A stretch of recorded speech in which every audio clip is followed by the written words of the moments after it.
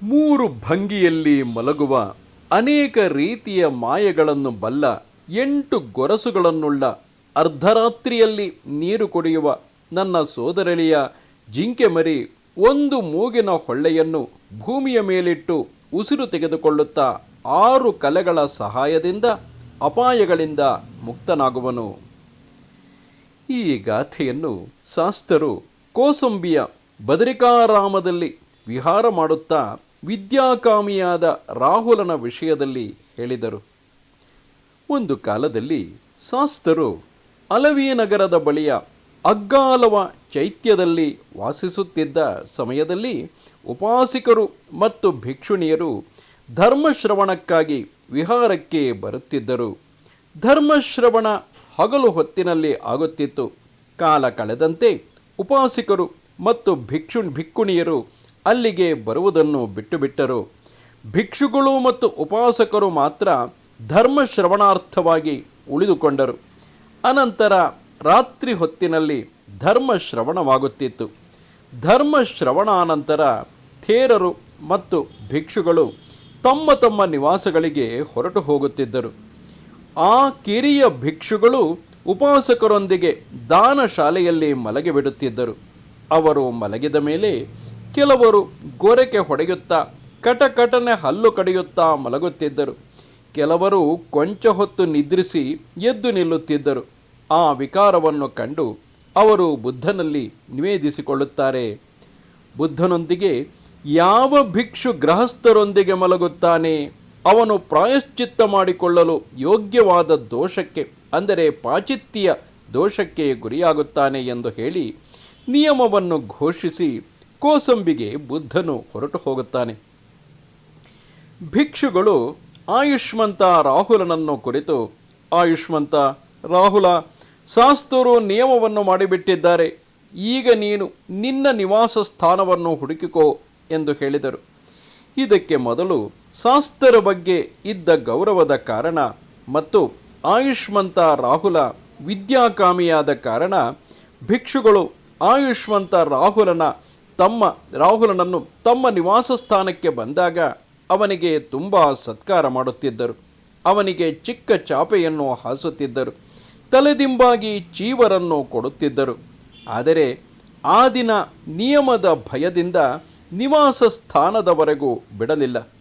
ರಾಹುಲ ಕೂಡ ದಶಬಲ ನಮ್ಮ ತಂದೆ, ಧರ್ಮಸೇನಾಪತಿ ಸಾರಿಪುತ್ತ ನನ್ನ ಉಪಾಧ್ಯಾಯ, ಮಹಾಮೊಗ್ಗಲ್ಲಾನ ನನ್ನ ಆಚಾರ್ಯ, ಆನಂದ ಥೇರ ನನ್ನ ಚಿಕ್ಕಪ್ಪ ಎಂದು ಭಾವಿಸಿ ಅವರಲ್ಲಿ ಯಾರ ಬಳಿಗೂ ಹೋಗದೆ ದಶಬಲಧಾರಿಯ ಕೆಲಸಕ್ಕೆ ಬರುವ ಶೌಚಾಗಾರವನ್ನು ಬ್ರಹ್ಮ ವಿಮಾನವನ್ನು ಪ್ರವೇಶಿಸುವಂತೆ ಪ್ರವೇಶಿಸಿ ಅಲ್ಲಿಯೇ ಇದ್ದ.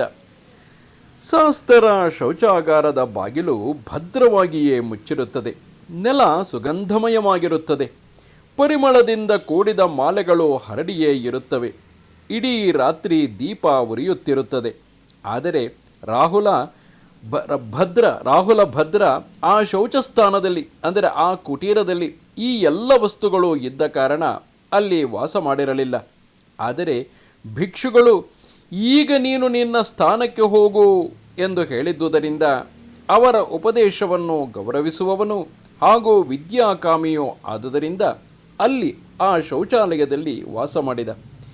ಮಧ್ಯೆ ಮಧ್ಯೆ ಭಿಕ್ಷುಗಳು ಕೂಡ ಆ ಆಯುಷ್ಮಂತ ಬರುವುದನ್ನು ದೂರದಿಂದಲೇ ಕಂಡು ಅವನ ಪರೀಕ್ಷೆ ಮಾಡುವ ಸಲುವಾಗಿ ಹಿಡಿಯುಳ್ಳ ಪೊರಕೆ ಅಥವಾ ಕಸವನ್ನು ಎಸೆಯುವ ಉಪಕರಣವನ್ನು ಹೊರಗೆ ಎಸೆಯುತ್ತಿದ್ದರು. ಮತ್ತು ಅವನು ಬಂದ ಮೇಲೆ, ಗೆಳೆಯ, ಇದನ್ನು ಯಾರು ಹೊರಗೆ ಬಿಟ್ಟರು ಎಂದು ಕೇಳುತ್ತಿದ್ದರು. ಆಗ ಯಾರಾದರೂ ರಾಹುಲ ಈ ಮಾರ್ಗದಿಂದ ಹೋಗಿದ್ದಾನೆ ಎಂದು ಹೇಳಿದರೆ, ಭಂತೆ ನನಗೆ ಗೊತ್ತಿಲ್ಲ ಎಂದು ಹೇಳದೆ ಅದನ್ನು ಯಥೋಚಿತ ಸ್ಥಾನದಲ್ಲಿಟ್ಟು, ಭಂತೆ ನನ್ನನ್ನು ಕ್ಷಮಿಸಿ ಎನ್ನುತ್ತಾ ಕ್ಷಮೆ ಕೇಳಿ ಮುಂದೆ ಹೋಗುತ್ತಿದ್ದ. ಇವನು ಇಂಥ ವಿದ್ಯಾಕಾಮಿಯಾಗಿದ್ದ. ಅವನು ತನ್ನ ಈ ಕಾಮನೆಯ ಕಾರಣದಿಂದಾಗಿಯೇ ಅಲ್ಲಿ ಆ ಬುದ್ಧ ಸಂಘದಲ್ಲಿ ನಿವಾಸ ಮಾಡಿದ. ಒಮ್ಮೆ ಶಾಸ್ತರು ಅರುಣೋದಯಕ್ಕೆ ಮುನ್ನವೇ ಶೌಚಾಲಯದ ಬಾಗಿಲಲ್ಲಿ ನಿಂತು ಕೆಮ್ಮಿದರು. ಆ ಆಯುಷ್ಮಂತನೂ ಕೆಮ್ಮಿದ. ಯಾರು ಎಂದು ಬುದ್ಧರು ಕೇಳಿದಾಗ, ನಾನು ರಾಹುಲ ಎಂದು ಹೇಳಿ ಹೊರಬಂದು ನಮಸ್ಕರಿಸಿದ. ರಾಹುಲ, ನೀನು ಇಲ್ಲಿ ಏಕೆ ಮಲಗಿದ್ದೀಯೇ? ರಾಹುಲ ಹೇಳುತ್ತಾನೆ, ಇರಲು ಸ್ಥಳ ಸಿಗದ ಕಾರಣ ಭಂತೆ. ಭಿಕ್ಷುಗಳು ಮೊದಲು ನನಗೆ ಸತ್ಕಾರ ಮಾಡುತ್ತಿದ್ದರು, ಆದರೆ ಈಗ ಭಯದಿಂದ ನನಗೆ ನಿವಾಸ ಮಾಡಲು ಸ್ಥಳವನ್ನು ಕೊಡುತ್ತಿಲ್ಲ. ಆದುದರಿಂದ ನಾನು ಈ ಸ್ಥಳದಲ್ಲಿ ಬೇರೆಯವರ ಪ್ರವೇಶವಿಲ್ಲ ಎಂದು ಭಾವಿಸಿ ಮಲಗಿದ್ದೇನೆ. ಆಗ ಬುದ್ಧ ಮನಸ್ಸಿನಲ್ಲಿ, ರಾಹುಲನನ್ನೂ ಕೂಡ ಈ ರೀತಿ ನಿರ್ಲಕ್ಷಿಸುವ ಭಿಕ್ಷುಗಳು ಅನ್ಯ ಕುಲಪುತ್ರರು ಪಬ್ಬಜ್ಜರಾಗಿದ್ದಾಗ ಏನು ಮಾಡುವರು ಎಂದು ಚಿಂತಿಸಿ ಧರ್ಮ ಸಂವೇಗ ಉಂಟಾಯಿತು. ಆದುದರಿಂದ ಪ್ರಾತಃ ಕಾಲದಲ್ಲಿಯೇ ಎಲ್ಲ ಭಿಕ್ಷುಗಳನ್ನು ಒಂದೆಡೆ ಸೇರಿಸಿ ಬುದ್ಧ ಧರ್ಮಸೇನಾಪತಿಯನ್ನು ಕುರಿತು, ಸಾರಿಪುತ್ರ, ಇಂದು ರಾತ್ರಿ ರಾಹುಲ ಎಲ್ಲಿದ್ದ ಗೊತ್ತೇ ಎಂದು ಕೇಳಿದರು. ಅದಕ್ಕೆ ಸಾರಿಪುತ್ರ, ಭಂತೆ, ಗೊತ್ತಿಲ್ಲ ಎಂದು ಹೇಳುತ್ತಾನೆ. ಆಗ ಬುದ್ಧರು, ಸಾರಿಪುತ್ರ, ಇಂದು ರಾಹುಲ ಶೌಚಾಲಯದಲ್ಲಿ ಇದ್ದ. ಸಾರಿಪುತ್ತ, ನೀನು ರಾಹುಲನನ್ನು ಈ ರೀತಿ ನೋಡಿಕೊಂಡಾಗ ಇತರ ಪಬ್ಬಜ್ಜ ಬಾಲಕರನ್ನು ಏನು ಮಾಡುವೆ? ಈ ಪರಿಸ್ಥಿತಿ ಇರುವುದಾದರೆ ಈ ಶಾಸನದಲ್ಲಿ ಪಬ್ಬಜ್ಜರು ನಿಲ್ಲುವುದಿಲ್ಲ.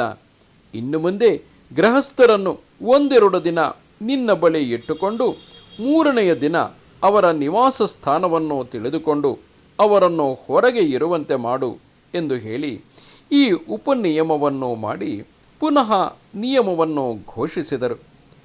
ಆಗ ಧರ್ಮ ಸಭೆಯಲ್ಲಿ ಕುಳಿತಿದ್ದ ಭಿಕ್ಷುಗಳು ರಾಹುಲನ ಪ್ರಶಂಸೆ ಮಾಡುತ್ತಿದ್ದರು. ಆಯುಷ್ಮಂತರೇ, ನೋಡಿ, ಈ ರಾಹುಲ ಎಷ್ಟೊಂದು ವಿದ್ಯಾಕಾಮಿಯಾಗಿದ್ದಾನೆ.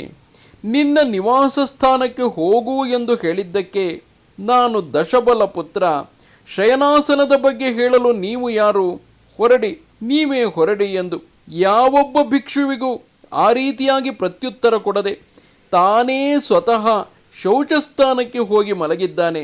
ಅಂದರೆ ಅಷ್ಟರ ಮಟ್ಟಿಗೆ ಧರ್ಮವನ್ನು ಆಲಿಸುವ ಸಲುವಾಗಿ ಬುದ್ಧ ಸಂಘದಲ್ಲೇ ಇರುವಲ್ಲಿ ರಾಹುಲನು ಆಸಕ್ತನಾಗಿದ್ದಾನೆ. ಈ ರೀತಿ ಹೇಳುತ್ತಿರುವ ಸಮಯಕ್ಕೆ ಭಗವಾನ್ ಬುದ್ಧರು ಧರ್ಮಸಭೆಗೆ ಬಂದು ಅಲಂಕೃತ ಪೀಠದಲ್ಲಿ ಕುಳಿತು, ಭಿಕ್ಷುಗಳೇ, ಈ ಸಮಯದಲ್ಲಿ ಕುಳಿತುಕೊಂಡು ಯಾವ ವಿಷಯವನ್ನು ಚರ್ಚಿಸುತ್ತಿದ್ದೀರಿ ಎಂದು ಕೇಳಿದರು. ಆಗ ಅವರು, ಭಂತೆ, ಬೇರಾವ ವಿಷಯವೂ ಇಲ್ಲ, ರಾಹುಲ ವಿದ್ಯಾಕಾಮಿಯಾಗಿರುವ ವಿಷಯ ಎಂದರು. ಆಗ ಶಾಸ್ತರು, ಭಿಕ್ಷುಗಳೇ, ರಾಹುಲ ಕೇವಲ ಈಗ ಮಾತ್ರ ವಿದ್ಯಾಕಾಮಿಯಾಗಿಲ್ಲ, ಹಿಂದೆ ಪಶುಯೋನಿಯಲ್ಲಿ ಜನಿಸಿದ್ದಾಗಲೂ ವಿದ್ಯಾಕಾಮಿಯೇ ಆಗಿದ್ದ ಎಂದು ಹೇಳಿ ಅತೀತ ಹಿಂದೆ ನಡೆದು ಹೋದ ಕಥೆಯನ್ನು ಹೇಳಿದರು.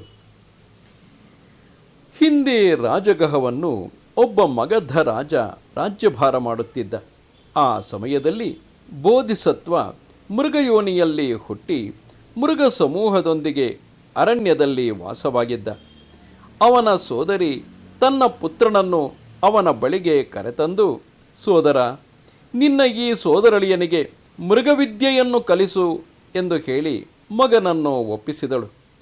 ಬೋಧಿಸತ್ವ ಆಗಲಿ ಎಂದು ಅವನನ್ನು ಸ್ವೀಕರಿಸಿ, ಮಗು, ಇಂಥ ಸಮಯಕ್ಕೆ ಬಂದು ಕಲಿ ಎಂದು ಹೇಳಿದ.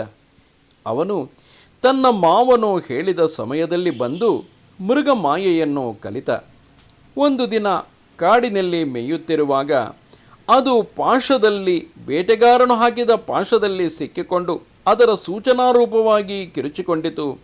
ಮೃಗ ಸಮೂಹ ಓಡಿ ಬಂದು ಅದರ ತಾಯಿಗೆ, ನಿನ್ನ ಮಗ ಪಾಶದಲ್ಲಿ ಸಿಕ್ಕಿಕೊಂಡು ಬಿಟ್ಟ ಎಂದು ಹೇಳಿತು.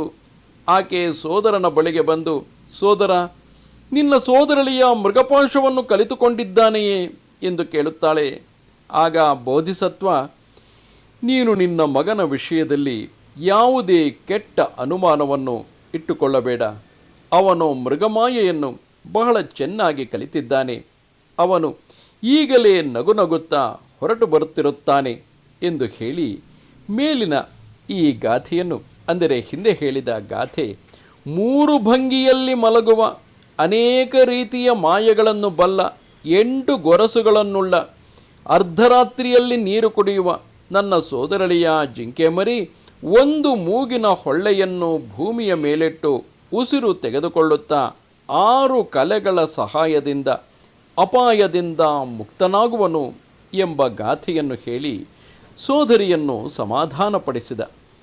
ಆ ಹರಿಣ ಮರಿ, ಜಿಂಕೆಯ ಮರಿ ಪಾಶದಲ್ಲಿ ಸಿಕ್ಕಿಕೊಂಡ ಮೇಲೆ ಕೈಕಾಲುಗಳನ್ನು ಆಡಿಸದೆ ಭೂಮಿಯ ಮೇಲೆ ಮುಖ ಮಾಡಿ ಕಾಲುಗಳನ್ನು ಚಾಚಿ ಬಿದ್ದುಕೊಂಡು ಕಾಡಿನ ಕಡೆಯ ಜಾಗದಲ್ಲಿ ತನ್ನ ಗೊರಸಿನ ಪ್ರಹಾರದಿಂದ ಮರಳು ಹಾಗೂ ಹುಲ್ಲನ್ನು ಕಿತ್ತೆಸೆದು ಮಲಮೂತ್ರ ವಿಸರ್ಜನೆ ಮಾಡಿ ಗೋಣು ಹಾಕಿ ನಾಲಿಗೆಯನ್ನು ಚಾಚಿ ದೇಹವನ್ನು ಬಾಯಿನ ಜೊಲ್ಲು ರಸದಿಂದ ನೆನೆಸಿ ಗಾಳಿಯಿಂದ ಹೊಟ್ಟೆಯನ್ನು ಅರಳಿಸಿ ಕಣ್ಣುಗಳನ್ನು ತಿರುಗಿಸಿ ಕೆಳಗಿನ ಮೂಗಿನ ಹೊಳ್ಳೆಯಿಂದ ಉಸಿರಾಡುತ್ತಾ ಮೇಲಿನ ಹೊಳ್ಳೆಯಿಂದ, ಅಂದರೆ ಒಂದು ಬದಿಗೆ ಮಲಗಿರುವಾಗ ಭೂಮಿಯ ಕಡೆಗೆ ಇರುವ ಮೂಗಿನ ಹೊಳ್ಳೆಯಿಂದ ಉಸಿರಾಡುತ್ತಾ ಮೇಲಿನ ಹೊಳ್ಳೆಯಿಂದ ಉಸಿರಾಡುವುದನ್ನು ತಡೆದು ಇಡೀ ದೇಹವನ್ನು ಸೆಡೆದುಕೊಳ್ಳುವಂತೆ ಮಾಡಿ ತಾನು ಸತ್ತಿರುವಂತೆ ತೋರಿಸಿಕೊಂಡಿತು. ನೀಲಿ ನೊಣಗಳು ಅದನ್ನು ಮುತ್ತಿಕೊಂಡವು. ಅಲ್ಲಲ್ಲಿ ಕಾಗೆಗಳು ಬಂದು ಸೇರಿದವು.